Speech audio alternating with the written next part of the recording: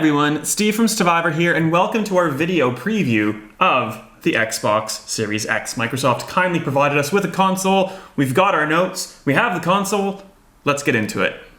Now first we're going to look at the Xbox's look and feel. It is a large unit, but it's not something that is very intrusive in the end. Once you put it in its spot, it kind of just blends in with your entertainment console, with my desk and my office upstairs, etc. And the console is a rectangle with this lovely green hue along the top. It is not a light, it's just some kind of paint in the inside of the vent holes.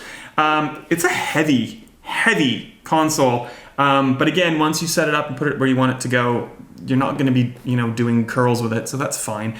And the only kind of thing that I found quite amusing about it is it's a matte finish, which is very fingerprint magnety, so you can probably already see the smudges and stuff. That's fine. It goes up like this vertically. There are little feet that you may or may not be able to see that let you put it horizontally.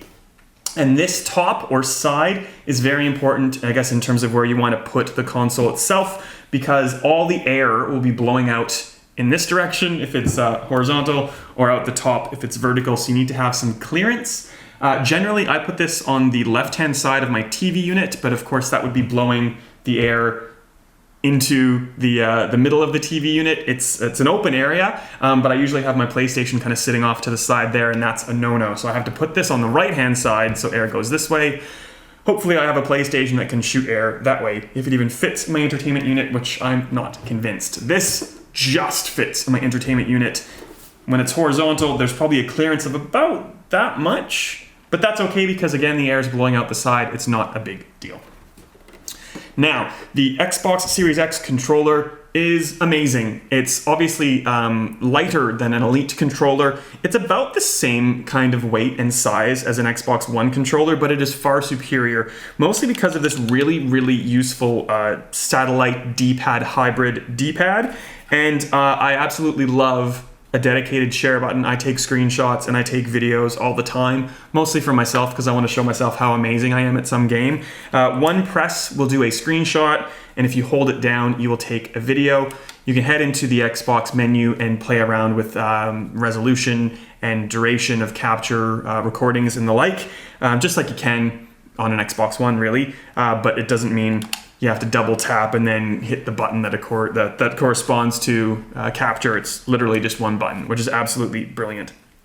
Now, you'd be used to this kind of raised area on the joysticks, but that actually has been added to the tops of the triggers and to the backs of the handholds themselves. It kind of mirrors the same kind of experience that you have on an Elite 2 controller, and it's just really pleasing and comfortable.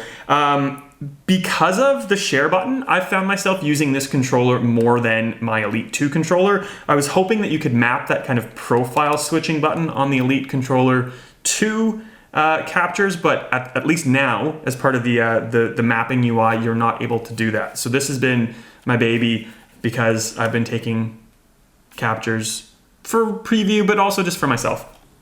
Actually, I'd be remiss if I didn't talk about this little baby. It's the Seagate 1TB expansion drive. It is an additional cost if you're buying the console, but Microsoft provided us one of these to use as well.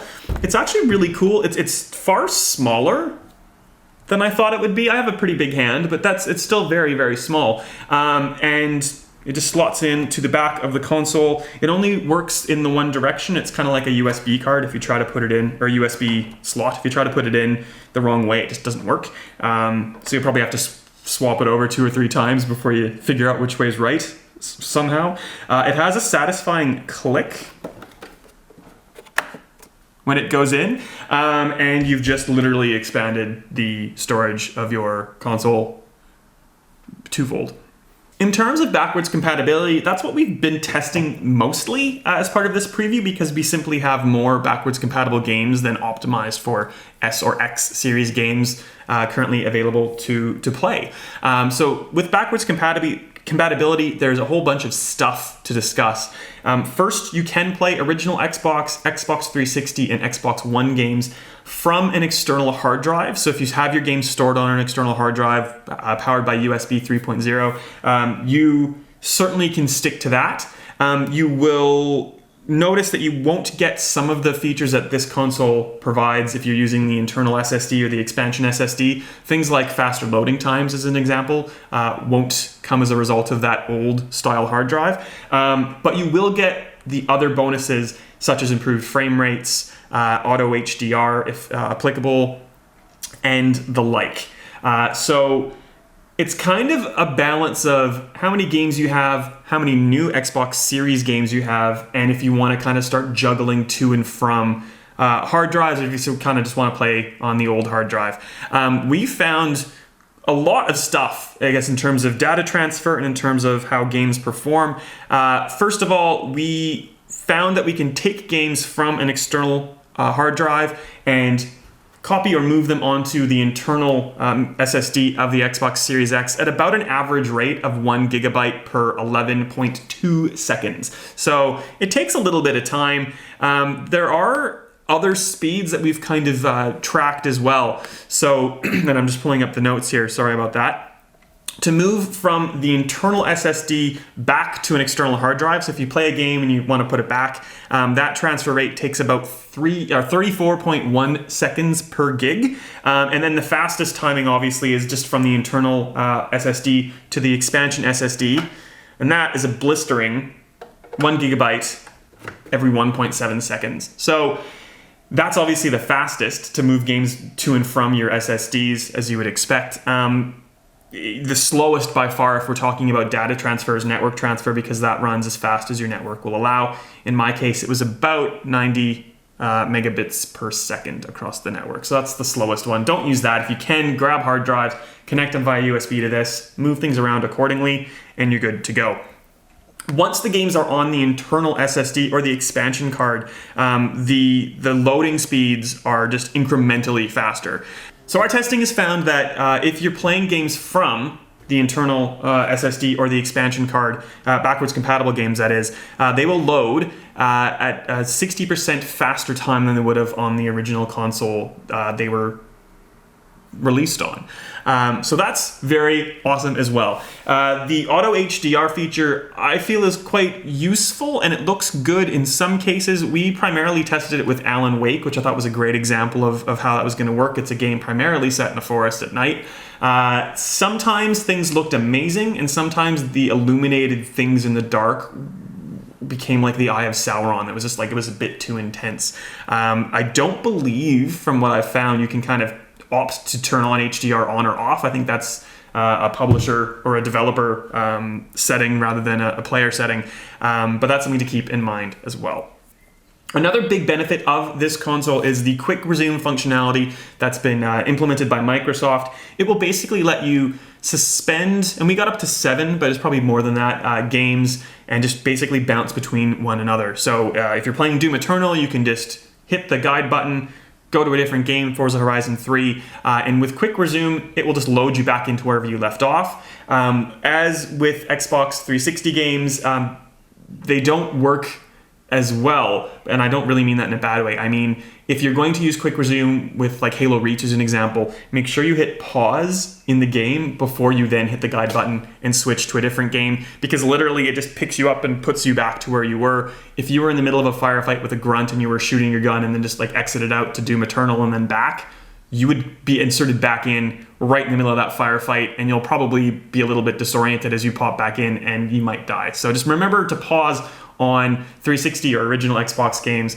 Xbox One games, because they're used to that whole guide menu system that we've had, they will just kind of pause automatically for you.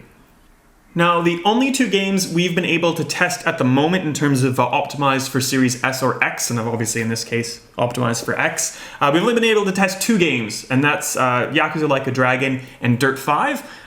They loaded very quickly, just like other games, backwards compatibility-wise. They looked pretty good. Yakuza and Dirt, to me, aren't the best examples of graphics intense, amazing looking games that next gen should be known for. But both offered a multitude of different kind of presentations. With Dirt, you could go from 4K as your priority or frame rate as your priority. And if you have a compliant monitor or TV, you can go into the Xbox menu and set 120 hertz refresh rate, and then you can experience a 120 frames mode. And obviously, the more frames you kind of prioritize in, the graphics details slightly decrease. With Dirt, you lose some shadow, you lose spectators, I believe. And as you go back towards the 4K prioritization, things just look a little bit crisper. It's a racing game, so things go pretty quickly. It's really hard to notice those things without kind of pausing and doing some sort of analysis. And Yakuza is the same kind of thing. It's full of characters with like gravity-defying hair and stuff, so it's not going for realism so much. But they do look lovely. We're going to try out some other games in the lead up to the review phase, so we'll have more optimized for Series X opinions shortly. Now, in terms of the UI, things look pretty much identical to that of the Xbox One, especially if you're in the insider preview ring and you have the newest version of the UI. But Microsoft really hasn't reinvented the wheel here. What you're used to is what you're going to get with this. There are a couple small little differences as you drill down into like sub-menu options. As an example, when you go and hit the hamburger button on a game to manage it, and you go into manage the installation, then you get a certain set of screens that look just slightly different to what you're accustomed to. The change is so small, though, I don't think we need to even get into that in any detail because you're going to be fine with them. We were able to try out the new Beta Xbox app. It's on Android phone, and we have access on iOS at the moment. I like it. It's very aesthetically pleasing, but it is one of those things where the UI has changed drastically if you're used to using the Xbox app on iOS. Once you've spent maybe a couple hours in it, it'll feel second nature again, but it is probably the biggest change in terms of UI, and it's not even on the console. We've been using the remote play system, which is amazingly cool. I didn't want to wake up my partner, so I didn't turn on the sound bar when I was playing on the TV that you can't see. And rather than, not being lazy and getting up and eventually turning on the soundbar when I could hear him upstairs stirring, I just remote played from my phone, put my phone beside me, kept playing on the TV, but had the phone transmitting audio basically. So there wasn't any lag or delay. It was instantaneous. I was obviously playing on the TV, but I could hear it from my phone. You could have, clipped to your phone using one of those holders and just play it on the phone itself, and it would have been the same experience. It's crisp and clear, especially on a good network. And it really just makes me sad that we don't have access to the cloud streaming technology here in Australia as yet, but Phil Spencer said that's hopefully coming next year. In terms of the UI and restart times and turn on times, we've done a lot of testing. From a fully powered off state, this Xbox Series X will boot up in about 20.18 seconds, and that's in comparison to the Xbox One X at 58.8 seconds. If you use the guide button and hold it down and then use the restart option that way, it takes 48.05 seconds from the button press to when you're back able to use the OS. And if you use the menu option to get into settings, power, and do a restart that way, it takes a similar amount of time, 48.38 seconds. My personal favorite way, because I just like showing off that I can restart my console so many different ways, is to go into network settings and do an alternate MAC clear, and that took 48.50 seconds. So really, if you try any menu option and reboot, it's going to take around 48 seconds. We have a ton more Xbox Series X content over on the website, Stevivor.com. Go check us out. We have a whole bunch of loading times compared per different games. We have auto HDR in Alan Wake. We have timings out the wazoo, and you can check it all out on the site. Thanks for joining us. We'll see you in a little bit for the Xbox Series X review, where we'll talk more about X-optimized games.